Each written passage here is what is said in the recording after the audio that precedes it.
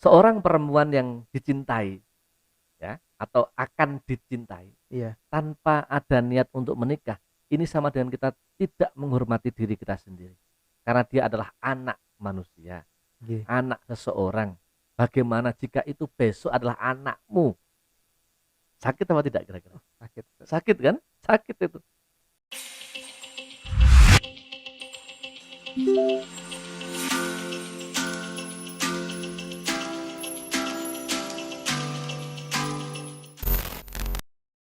Assalamualaikum warahmatullahi wabarakatuh. Waalaikumsalam warahmatullahi wabarakatuh.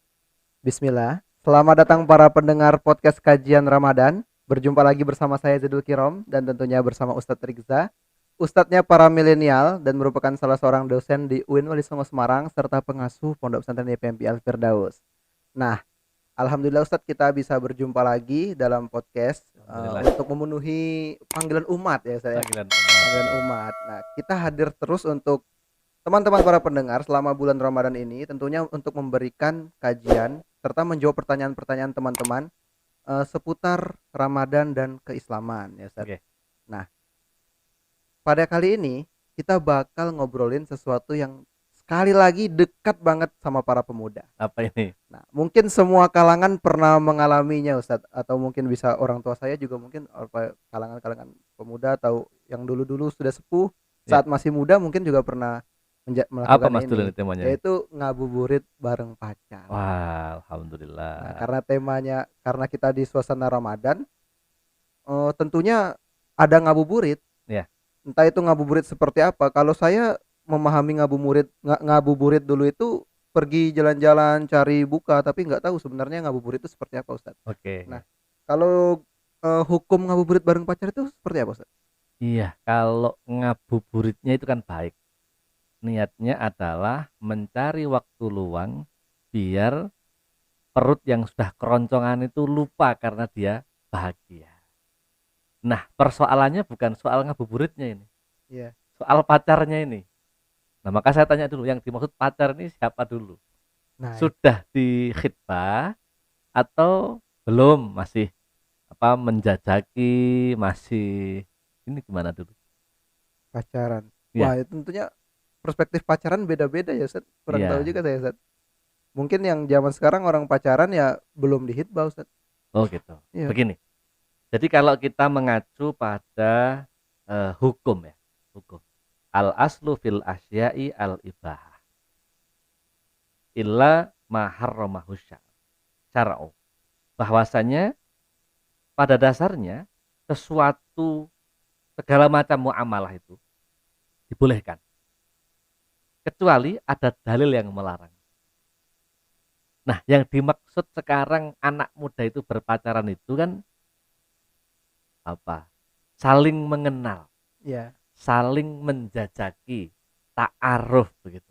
Iya, betul, Ustaz. Nah, kalau ornya adalah wala taqrabuz zina innahu kana fahisyah wa sa'a sabila. Panjang menjauhi perilaku yang mendekati perzinaan, hal itu tentu dipahami sebagai usaha untuk saling mengenal. Kornya adalah tadi saling mengenal dulu. Saling mengenal. Nah, tetapi hukum syariat kita itu, fikih kita, itu mengenal ada yang namanya khitbah. Melamar seseorang Iya. untuk betul-betul diniati perempuan itu sebagai calon istri yang sah dan seorang laki-laki akan menjadi imamnya. Nggih, Ustaz. Maka kalau kita bicara soal khitbah, ini lain hukumnya. Bahwasanya orang laki-laki itu boleh melihat perempuan. Oke. Wajahnya boleh dilihat, kemudian telapak tangannya juga boleh Boleh dilihat. dilihat. Maka di dalam kitab At-Tahdzib fi Adillati Masni Ghoyah wa Takrib disebutkan bahwasanya warabi'u an-nazru li ajlin nikahi fayajuzu ilal wajhi wal kaffain.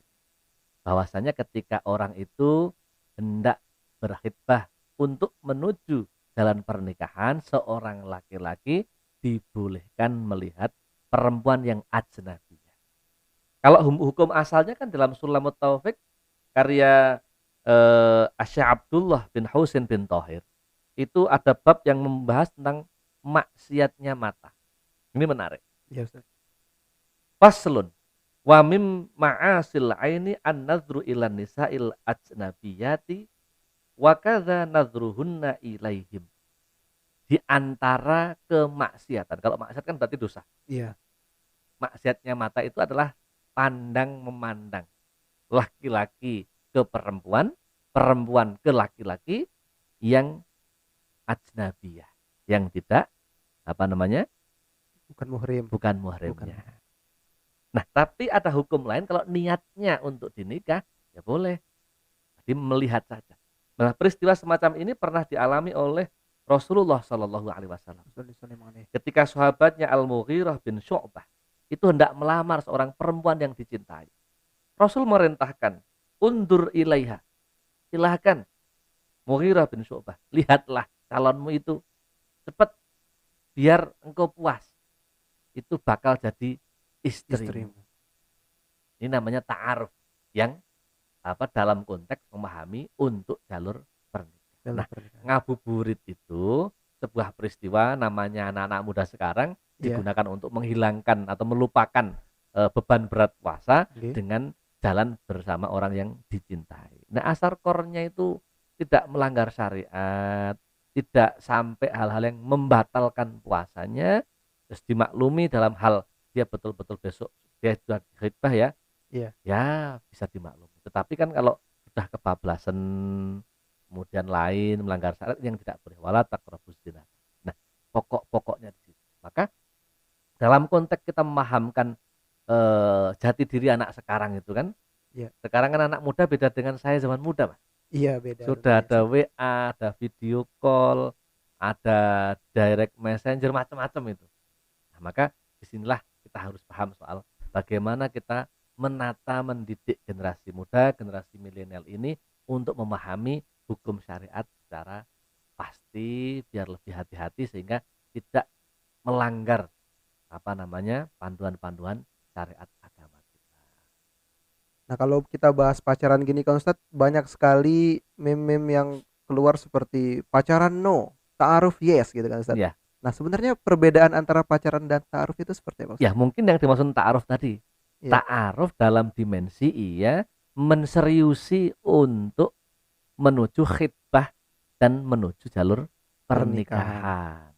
Itu mungkin yang dimaksud dengan ta'aruf yang yes tadi itu.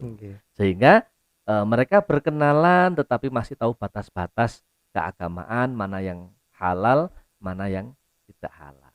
Nah, anak muda itu kan sekarang tahu sendiri kan, zamannya sudah zaman seperti ini. Iya. Ya, zaman muda. Zaman saya belum ada Facebook, belum ada Instagram, belum ada Twitter, belum ada. Adanya cuma manual itu, surat-suratan itu kan. Iya. Melihat wajah juga nggak seperti sekarang. Iya. Seperdetik per waktu bisa. Ya kan, mau buka puasa ada corona, ada video call. Kan lain itu. Ini problem keagamaan yang harus kita bedah dalam konteks kekinian sehingga orang itu paham. Oh, di sini yang dimaksud dengan cara agama kita itu mengatur, mengenalkan seorang laki-laki dengan perempuan yang ajnabiyah tadi, tetapi garisnya adalah garis untuk sesuai dengan koridor agama. Nah, oleh sebab itu para generasi muda ini perlu belajar fikih, perlu mempelajari bagaimana rambu-rambu agama kita, bagaimana Al-Quran mengajari, bagaimana Rasulullah Shallallahu Alaihi Wasallam itu memperkenalkan sahabatnya dengan seorang perempuan dan seterusnya. Nah, kalau ini kita pahami sejarah masa lalu, kita akan bisa fleksibel melihat agama kita. Tidak kaku, ngejejer, tidak bisa dinegosiasi. Ini cara bagaimana kita tadi ngabuburit ya, tetapi tidak melanggar garis-garis keagamaan kita. Begitu. Nah, kalau menurut Ustadz sendiri pacaran itu gimana, Ustadz? Apalagi kalau pacaran yang tanpa niat sampai khitbah, sampai menikah gitu. Ada dua perspektif yang harus kita lihat. Pertama adalah soal menghormati diri sendiri. Iya. Menghormati diri sendiri itu ada kalau kita bisa menghormati orang lain. Seorang perempuan yang dicintai ya, atau akan dicintai, tanpa ada niat untuk menikah, ini sama dengan kita tidak menghormati diri kita sendiri. Karena dia adalah anak manusia, Nggih. anak seseorang. Bagaimana jika itu besok adalah anakmu? Sakit apa tidak kira-kira? Sakit, Ustaz. Sakit kan? Sakit itu. Kedua adalah soal bagaimana dimensi agama kita mengatur soal kehidupan. Jadi ada perspektif sosiologis, ada perspektif religius. Jadi, Nah, dalam perspektif religius inilah kita harus sadar bahwa agama itu punya garis. Kadang-kadang orang juga takut kalau sudah umur waktunya menikah, iya, ya kan, belum punya calon, yang paling bingung kan orang tuanya. iya, Ustaz. Kalau orang tuanya kenceng larang nggak boleh ini nggak boleh itu, anak gampang, kan saya nggak boleh, Betul. katanya haram. Nah, maka kembali ke dimensi sosiologis tadi. Sehingga apa? Dimensi sosiologis, dimensi religius coba kita gabungkan. Dengan apa? Dengan cara kita memahamkan bahwa hidup di dunia itu taat kepada aturan norma sosial dan taat kepada perintah-perintah agama. Sehingga kalau Rasulullah menjelaskan, wahai para pemuda, jika engkau sudah waktunya menikah, menikahlah. Jika engkau sudah waktunya, terjemahan bebasnya gitu, Iya. jika engkau sudah waktunya akan menikah, carilah calonmu. Biar saling mengenal, ya kenali dulu.